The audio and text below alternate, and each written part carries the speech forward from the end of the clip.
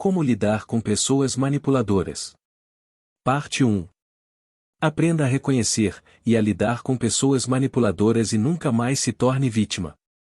Não importa se é o supervisor que afirma apoiá-lo enquanto mina todas as oportunidades que lhe aparecem, o colega de trabalho que discretamente o sabota para cair nas graças do patrão, o cônjuge que afirma amá-lo, mas parece controlar sua vida, ou a criança que sempre sabe o que fazer para conseguir o que deseja. O fato é que os indivíduos manipuladores são os tais lobos em pele de cordeiro, como diz o velho ditado. Do lado de fora, eles podem até parecer carismáticos e encantadores, mas por dentro são sempre calculistas e impiedosos. Em geral, os manipuladores têm dois objetivos: vencer e parecer estar fazendo o certo enquanto vencem. Por esse motivo, é comum que suas vítimas nunca percebam quando estão sendo manipuladas. Para que você reconheça esse tipo de comportamento nas pessoas ao seu redor e nunca mais sofra com isso, aprenda com este audiobook 4 motivos pelos quais as vítimas têm dificuldades para se livrar de relacionamentos abusivos, táticas de poder que os manipuladores usam para forçar seus hábitos e justificar tal comportamento, maneiras de redefinir os termos da batalha entre você e quem se aproveita de você, formas de perceber um possível ponto fraco em sua personalidade, uma característica que o tornam um alvo em potencial de manipulação, ou 12 ferramentas de empoderamento para ajudá-lo a ser mais forte em todos os relacionamentos. Capítulo 1: Personalidades agressivas e personalidades agressivo-dissimuladas. Compreender o verdadeiro caráter das pessoas manipuladoras é o primeiro passo para lidar de forma mais eficaz com elas. E para conhecer como essas pessoas realmente são, temos de vê-las dentro de um contexto apropriado. Neste capítulo, pretendo apresentar uma estrutura para a compreensão da personalidade e do caráter que ajudará o leitor a distinguir os manipuladores de outros tipos de personalidade, aumentando a competência para identificar um lobo em pele de cordeiro quando se deparar com um. Personalidade. O termo personalidade deriva da palavra latina persona, cujo significado é o máscara. No teatro antigo, quando os atores eram apenas homens e a arte de transmitir emoções por meio de técnicas dramáticas ainda não estava completamente desenvolvida, as personagens femininas e as diversas emoções eram representadas por meio do uso de máscaras. O termo foi adotado por teóricos clássicos, que concebiam a personalidade como a aparência social ou a máscara que uma pessoa usa para esconder seu verdadeiro eu. A definição clássica de personalidade, contudo, mostrou-se bastante limitada. A personalidade também pode ser definida como a maneira singular que uma pessoa desenvolve para perceber, relacionar-se e interagir com o outro e com o mundo de um modo geral.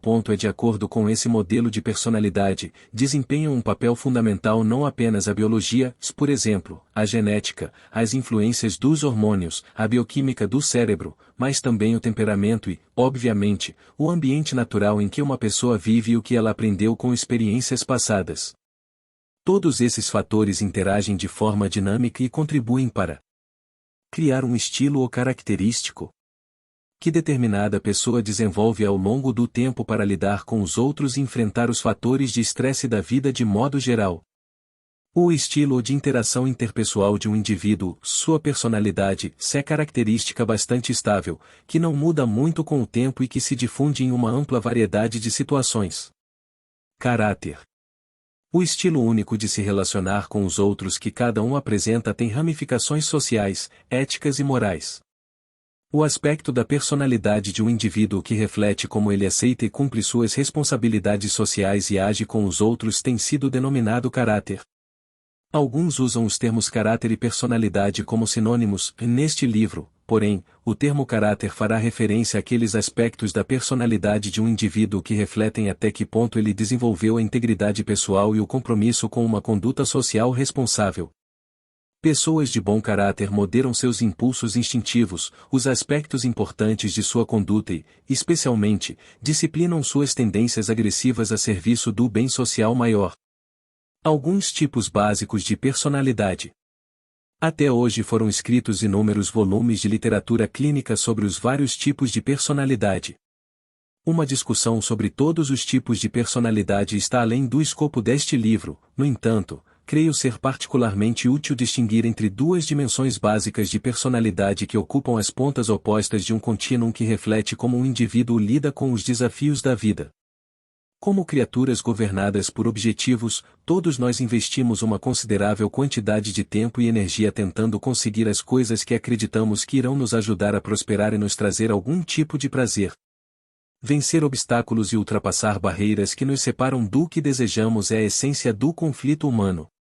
Agora, há fundamentalmente duas coisas que uma pessoa pode fazer quando está tentando vencer um obstáculo que a separa daquilo que deseja. Ela pode ser oprimida e intimidada pela resistência que encontra ou duvidar de sua capacidade de lidar com essa resistência de maneira eficaz e acabar recuando, aterrorizada. Outra possibilidade é desafiar diretamente o obstáculo. Se confiar o bastante em sua capacidade de lutar e persistir em seu temperamento, esse indivíduo pode tentar remover ou superar à força qualquer coisa que esteja entre ele e o objeto de seu desejo. Personalidades submissas em geral recuam diante de conflitos potenciais. Elas duvidam de suas capacidades e são excessivamente receosas para tomar uma posição. Porque elas ocorrem dos desafios com muita frequência, negam a si mesmas oportunidades de experimentar o sucesso. Esse padrão dificulta que elas desenvolvam um senso de competência pessoal e alcancem a autoconfiança. Alguns teóricos da personalidade descrevem esses indivíduos como passivo-dependentes. Porque a passividade em grande medida os leva a depender demasiadamente dos outros para lutarem por eles. Além disso, por se sentirem impotentes, esses indivíduos submetem-se muito prontamente ao desejo daqueles que eles veem como mais fortes ou mais capazes. Em contrapartida, indivíduos com personalidades agressivas são excessivamente inclinados a lutar diante de qualquer conflito potencial.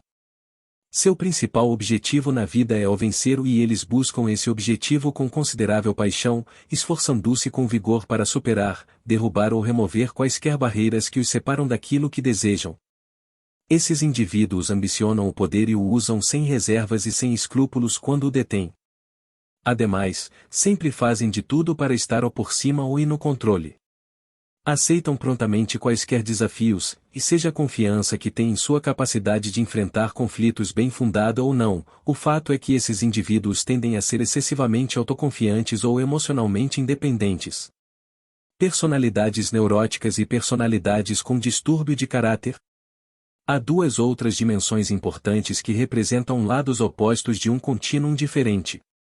Personalidades que apresentam muitas dúvidas a respeito da forma como lidar com suas necessidades básicas e muita angústia quando tentam assegurá-las são habitualmente chamadas de neuróticas.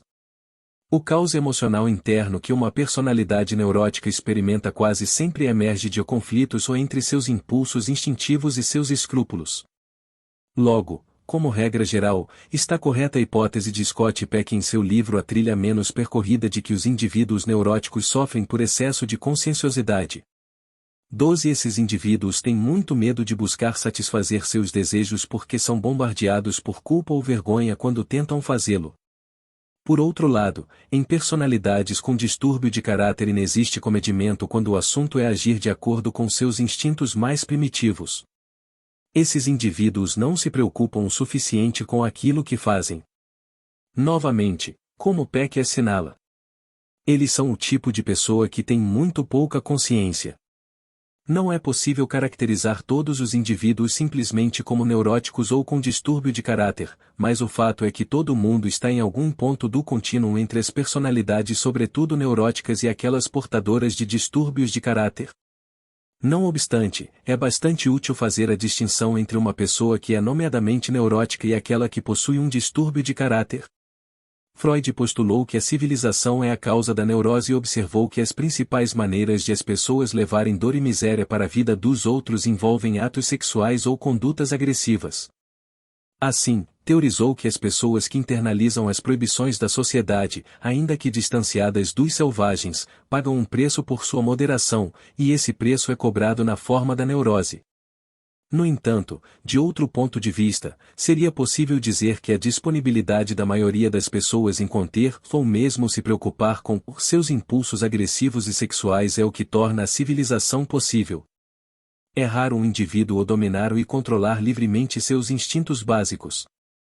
Conseguindo, assim, como Carl Jung, 4 sugeria ser possível, transcender toda neurose. Consequentemente, na maioria das vezes é nossa capacidade de sermos neuróticos que nos mantém civilizados. Nesse sentido, a neurose é um fenômeno bastante funcional, desde que manejado com moderação.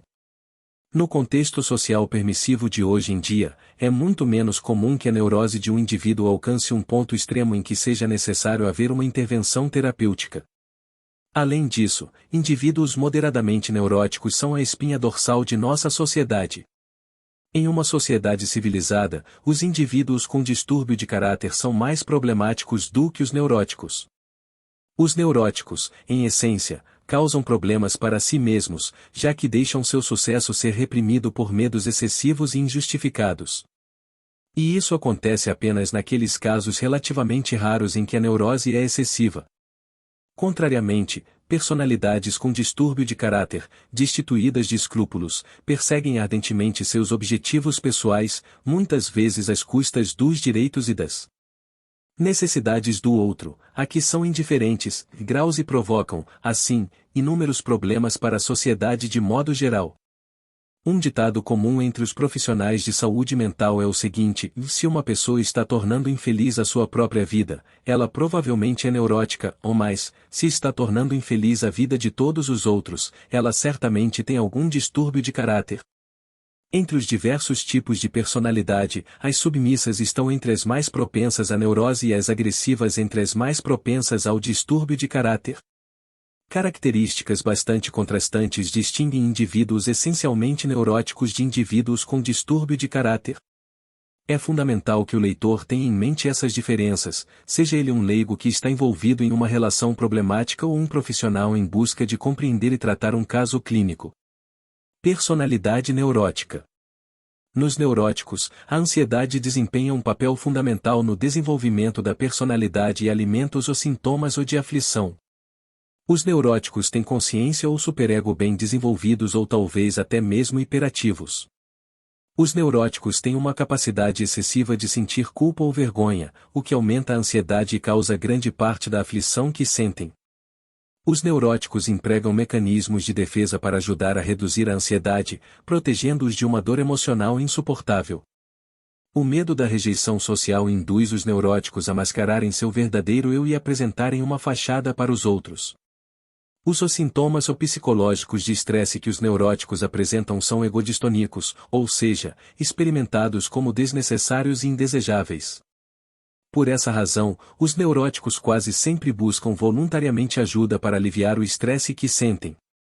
Conflitos emocionais subjazem aos sintomas relatados pelos neuróticos e são o foco apropriado do tratamento terapêutico. Os neuróticos quase sempre têm autoestima baixa ou prejudicada. Os neuróticos são hipersensíveis a efeitos adversos e rejeição social. Os conflitos emocionais internos que causam ansiedade nos neuróticos e os mecanismos de defesa que eles usam para reduzir essa ansiedade são amplamente inconscientes. Porque a raiz dos problemas muitas vezes está no inconsciente, os neuróticos precisam e quase sempre se beneficiam da crescente autoconsciência que as abordagens terapêuticas tradicionais, orientadas para o insight, oferecem. Distúrbio de caráter. A ansiedade desempenha um papel menor nos problemas vivenciados por indivíduos com distúrbio de caráter ou transtorno de personalidade, TP. Esses indivíduos carecem de percepção e ansiedade suficientes relacionadas a seu padrão de comportamento disfuncional. Indivíduos com distúrbio de caráter extremo podem não ter qualquer senso moral. A maioria deles tem o senso moral significativamente subdesenvolvido. Indivíduos com distúrbio de caráter têm capacidade reduzida de sentir vergonha ou culpa genuínas. O que pode parecer um mecanismo de defesa para alguns é mais provavelmente uma tática poderosa para manipular os outros e resistir a fazer concessões às demandas da sociedade. Indivíduos com distúrbio de caráter podem tentar manipular a impressão que temos deles, mas, em sua personalidade básica, são o que são. Aspectos problemáticos de personalidade são egocintônicos. Em outras palavras, indivíduos com distúrbio de personalidade gostam de quem são e sentem-se confortáveis com o padrão de comportamento que apresentam, muito embora quem eles sejam e a forma como agem possa incomodar os outros. Sendo assim, esses indivíduos raramente procuram ajuda sozinhos, e quase sempre são pressionados pelos outros. Padrões inadequados de pensamento e de atitude subjazem aos comportamentos problemáticos apresentados por indivíduos com distúrbio de caráter. Indivíduos com distúrbio de personalidade quase sempre têm autoestima inflada.